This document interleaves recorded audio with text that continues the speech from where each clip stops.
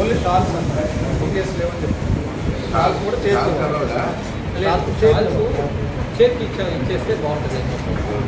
ప్రతి ఒక్కరు ఇది చెప్పేదాన్ని కదా.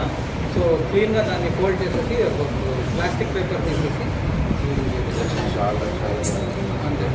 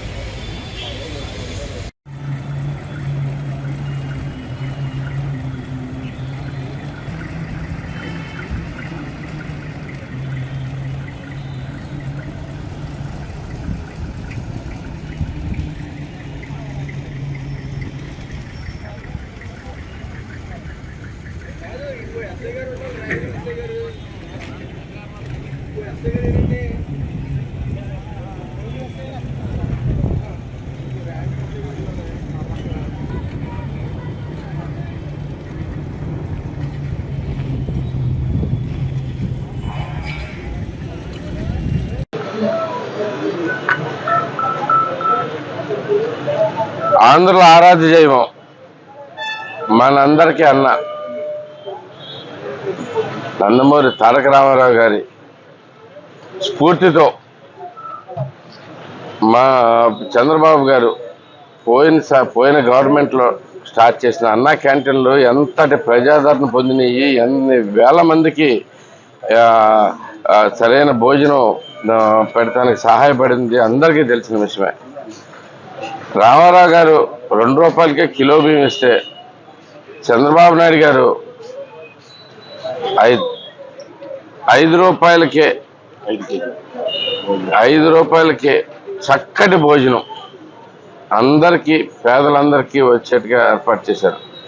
ఆయనకి ప్రత్యేకమైన ధన్యవాదాలు తెలుపుకుంటూ అప్పటి నుంచి ఎంతో ఆనందంగా ఎన్నో వేల మంది, లక్షల మంది ఈ అన్నా క్యాంటీన్ ద్వారా లబ్ధి పొందారు. అట్లాంటి అత్యంత ఆదరణ పొందిన పథకాన్ని పోయిన సంవత్సరం కేవలం అన్నా క్యాంటీన్ అనే పేరున్నందువల్ల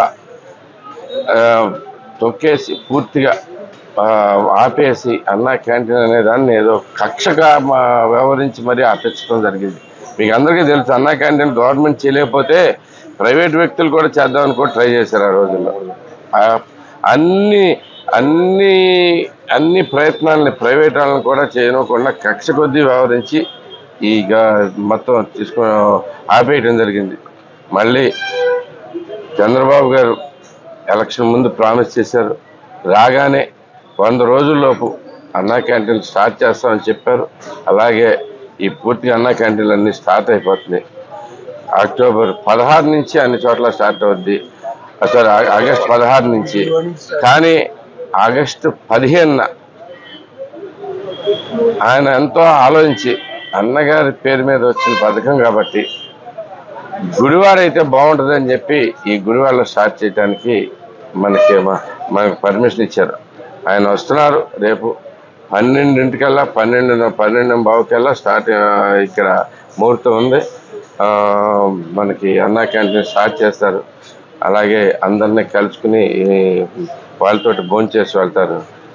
ఇంత అద్భుత పథకాన్ని ప్రవేశపెట్టినందుకు ఆయనకి, అది కాకుండా ప్రత్యేకంగా గుడివాడని ఎంచుకున్నందుకు ప్రత్యేక ధన్యవాదాలు తెలియజేస్తూ మన గుడివాడ ప్రత్యేకతను మనం అందరం కూడా గుర్తుపెట్టుకుని రేపు ఈ కార్యక్రమానికి